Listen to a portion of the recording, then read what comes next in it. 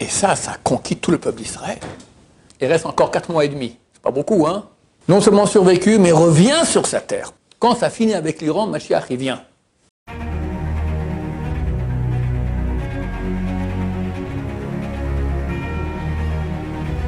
Ce cours est dédié pour l'élévation de Eliyahu Cohen Ben Rena Zecher Tzadik Livracha, de mémoire bénie. Ta question, mon cher ami? Les prophéties Mashiach. Les prophéties Mashiach. Les prophéties Mashiach. Il y a un truc que j'ai vu dernièrement qui m'a pas mal touché et qui est vrai. C'est que Jérusalem a été conquis très souvent dans l'histoire. La conquête d'abord des Irakiens, après des Perses, après des Grecs, après des Romains, après des Byzantins, après des Arabes. Les Arabes aussi, il y avait plusieurs... après des croisés, après de nouveau les Arabes, après les Turcs, etc., après les Anglais. Et néanmoins, Jérusalem, tant que les Juifs étaient là-bas, c'était une ville bien. Quand les Juifs sont partis, 1er, 2e, 3e siècle de l'ère chrétienne, c'est une petite ville de rien du tout. Nachmanide, vers l'an 1200 environ, il a été expulsé d'Espagne. De façon d'ailleurs tout à fait malhonnête, c'est qu'il y avait quelqu'un, c'était un ancien juif qui s'est converti au christianisme et qui a dit au roi d'Espagne qu'il voulait attaquer la Torah. Alors le roi proposait au Ramban Nachmani de protéger. Il a dit, c'est bon, je suis d'accord, mais j'ai le droit de dire tout ce que je veux, je peux critiquer le christianisme, je peux dire tout ce que tu veux, rien de mal ne te sera fait. Ils sont venus, ils ont fait donc un débat en face du roi, et Nachmanide, il a ratatiné en petits morceaux le christianisme, et le type qui voulait protéger le christianisme, ça a fait tellement de bruit, il y a eu des pressions tellement grandes sur le roi contre Nachmanide, qu'à la fin le roi a dit à Nachmanide, je ne peux pas te garder dans mon pays, je suis obligé de te mettre dehors. Il est parti, il a laissé sa famille là-bas, il est venu à Jérusalem. Il est arrivé à Jérusalem, c'était la période juste avant les Chagim, le mois de septembre, avant Rosh Hashanah, Kippour, Sukkot, tout ça. Il voulait faire un minyan ici à Jérusalem, et il n'y avait pas assez de juifs. Il y avait 3 juifs, c'est tout. Alors il a amené quelques juifs de Hebron. Ici, ils ont fait un minyan. Pour vous dire que la ville de Jérusalem, elle est restée durant toute l'histoire vide. Vide. Et ça, c'est une preuve extraordinaire. Parce que c'est marqué qu'on partira en exil. Les villes qui sont grandes dans le monde Goy, le monde occidental, c'était Rome. Rome, c'était toujours une grande ville, d'accord. Aujourd'hui, c'est passé à l'Amérique. Aujourd'hui, le pays de Esav, du monde occidental, c'est l'Amérique. Et dans le monde arabe aussi, il y avait des très grandes villes. Jérusalem restait minuscule, rien du tout. Pour nous dire que cette ville nous appartient à nous. Et tous ceux qui sont venus ici et qui ont essayé d'en faire une grande ville, ils n'ont pas réussi. Et maintenant qu'on est revenu, elle grandit. Je vais déjà raconter ça, je le répète. Quand j'avais 7 ans, moi mes parents sont israéliens. Ils sont partis, ils sont mariés, ils ont acheté une petite maison ici à Beit Vagan, et sont partis en Suisse 3 mois pour faire un peu d'argent et revenir. Maintenant, quand tu pars pour faire de l'argent, si tu n'en fais pas d'argent, tu reviens. Si ça marche, tu vas pas revenir. Alors après 3 mois, ils se sont dit, on reste encore un peu. Après, je suis né, et chaque année de ma jeunesse, j'ai entendu l'année passée, l'année prochaine, on est à Jérusalem, on repart en Israël. Tu pars, je suis arrivé à l'âge de 19 ans, en Suisse, ils sont plus lents, donc ils font le bac à l'âge de 19 ans. J'ai fait mon bac, 3 jours après, j'étais ici, Baruch Hashem, pour toujours. Pour toujours. J'ai commencé à voyager énormément, Israël, Suisse, France, Canada, tout ça, pour faire des séminaires, ramener des gens à la Torah. Un beau jour, j'en ai ras-le-bol après 20 ans, je vais voir les grands de la Torah, et après 10 minutes de discussion avec le Rav Steinman, à la fin, il m'a dit, c'est bon, tu peux rester. Ne plus partir. Je ne pars plus. Depuis, ça fait 10, 12, 15 ans, je ne sais plus. Maintenant, à l'âge de 7 ans, c'est 1967, il y a eu la guerre des 6 jours. Chaque été, on revenait ici. Et on est venu faire un voyage ici, à Ramoth. On est allé ici sur la tombe de Shmuel Hanavi, qui était région arabe. C'était la Jordanie, conquis. Et j'ai pris une photo là-bas, depuis la tombe, au-dessus sur le toit de ma cousine qui avait 7 ans aussi. et on voit derrière Ramoth. Et qu'est-ce qu'on voit? Rien. Que des collines. Tout ce que vous voyez ici, Ramoth, c'est un quartier énorme, c'est une ville, d'accord? Combien il y a 25, 30 000 habitants au moins, d'accord? Vide, rien. Jérusalem a grandi. Moi, mon arrière-grand-père, il est venu du Boukharistan. Ça se trouve sur la carte, à l'est de la Russie occidentale. Au-dessus de l'Irak, au-dessus de l'Iran, encore plus haut, Boukharistan. Il est venu il y a 150 ans, en 1878. Il est venu avec sa famille, c'était toute la famille, et beaucoup de gens riches de la communauté sont partis ensemble, ils sont venus s'installer à Jérusalem. Et bien, ils ont ouvert les premiers quartiers hors de Jérusalem. Le quartier des Boukhariens. Ma femme dit les Bonariens. D'accord? Non, mais c'est une blague, d'accord? C'est des gens très bien. Toutes les rues étaient grandes, parce qu'à Jérusalem, dans la ville antique, les rues faisaient 1 mètre de large, 2 mètres de large, allez, 2,5 grand maximum. Là, chaque rue faisait 7-8 mètres de large, et tout était dirigé vers le temple. Baruch Hashem. Et après, ils ont encore construit. Maintenant, Jérusalem, c'est une ville énorme. Enfin, énorme. C'est pas Paris, c'est pas New York. Mais par rapport à ce que c'était durant tout l'exil, c'est extraordinaire. Ça veut dire que c'est notre ville. Et quand on revient, elle commence à grandir. Et très bientôt, il faut comprendre une chose, que les goïms ont tout fait pour que ça ne se réalise pas. On est parti en exil. Mais on pensait qu'un beau jour, on reviendrait. Il y aurait Mashiach, et tous les Juifs reviennent en terre d'Israël, et le temple est construit, et le monde entier reconnaît la véracité du judaïsme.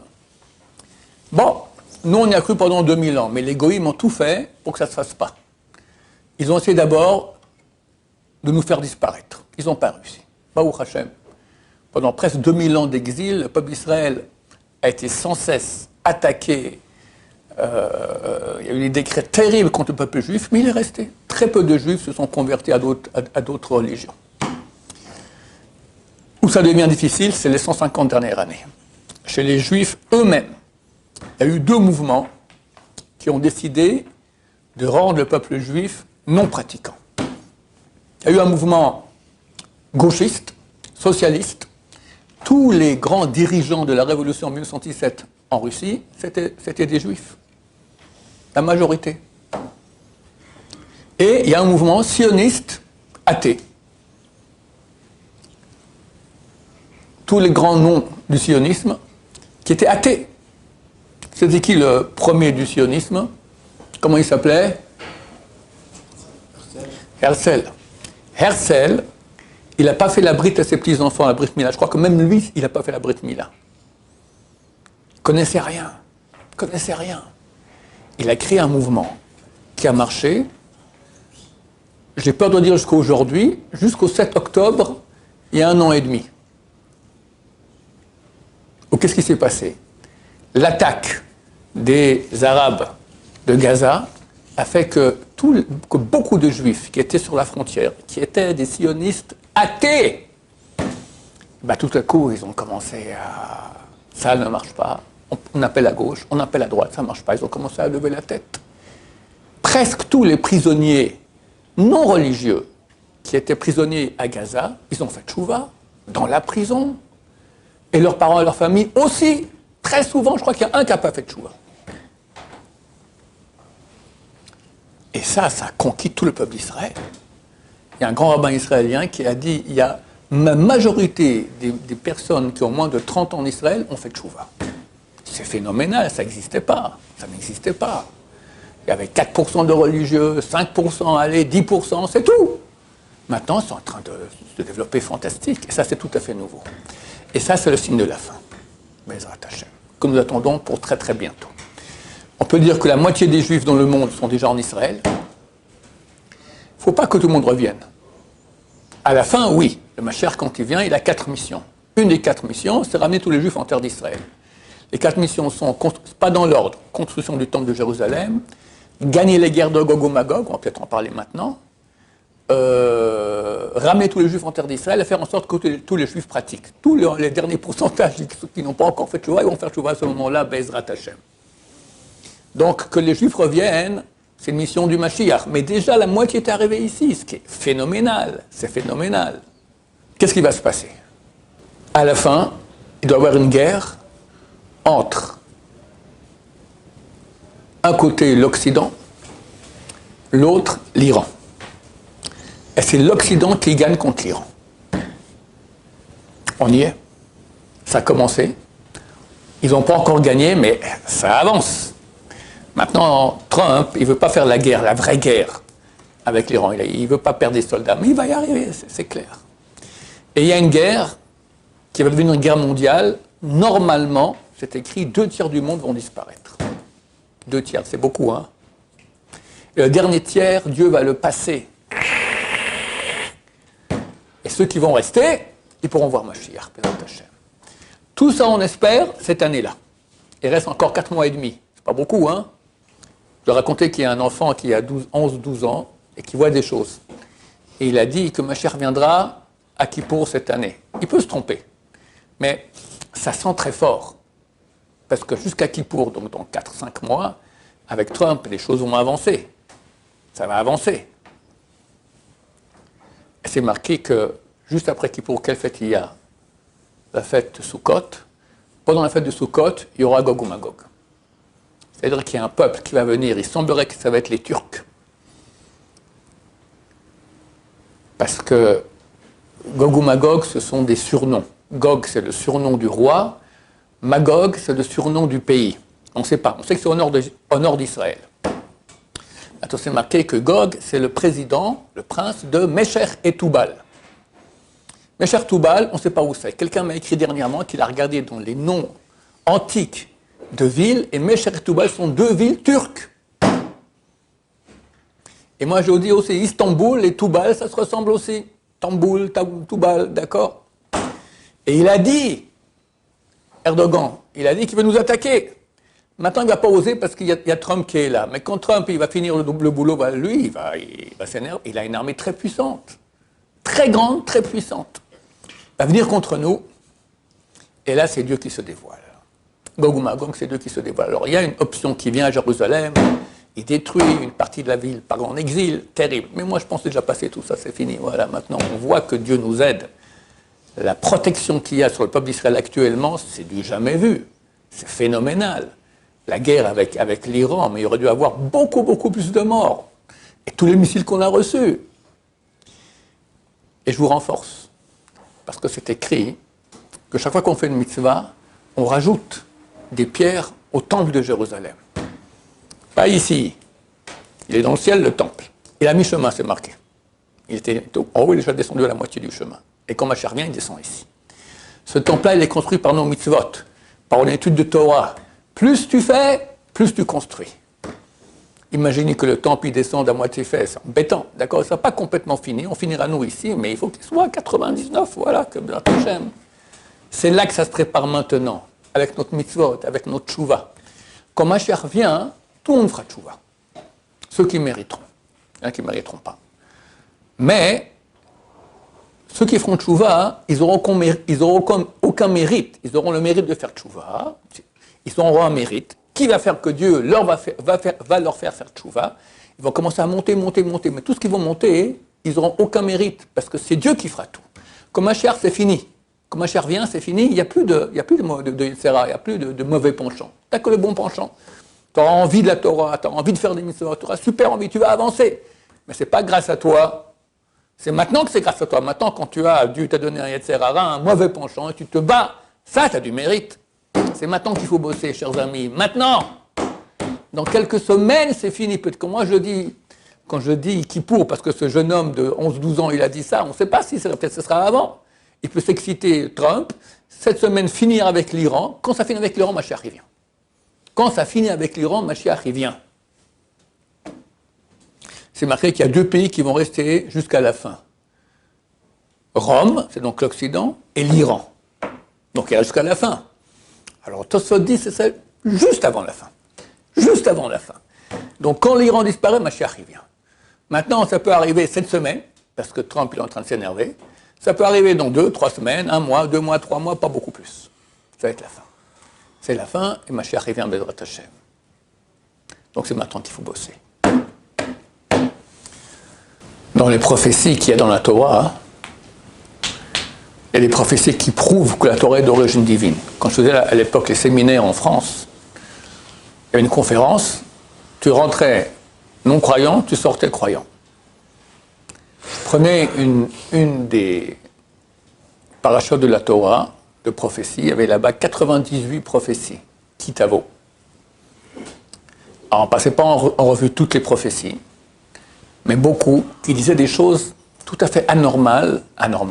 Pas que les Martiens vont atterrir à Paris, mais que le peuple d'Israël va être éparpillé sur la terre entière. Et t'en as partout, des Juifs. C'est bizarre. Tu pars en exil, restez unis, partez tous à un endroit. Partout. Ensuite, on va vous taper dessus. Combien le peuple d'Israël a souffert durant cet exil-là? Mais on restera toujours. On reste. Combien de peuples il y avait dans l'Antiquité qui ont complètement disparu? Et nous, on reste. Hors de nos terres. Ça n'existe pas un peuple qui a quitté sa terre et qui a survécu. Tu connais un peuple qui a quitté sa terre et qui a survécu? Il n'y en a pas. Que le peuple d'Israël. Non seulement survécu, mais revient sur sa terre. Puis, extraordinaire. Et il ne revient pas pour des raisons religieuses. Le mouvement sioniste, il était athée. Jamais les goïms auraient accepté un mouvement religieux de retour en terre d'Israël. Parce que si les juifs religieux reviennent en terre d'Israël, ils savent que leur religion à eux, elle est fichue. La chrétienté, tout ça, c'est fichu. Alors les chrétiens, lorsqu'ils ont vu qu'il y avait un mouvement anti-religieux juif, ah très bien, on vous aide. Et ils ont voté à l'ONU, création de l'État d'Israël. Les goïms.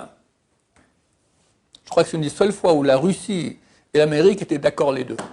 Ils ont voté création de l'État d'Israël en Israël pour une population athée, anti-religieuse. Mon père, il est né au Liban.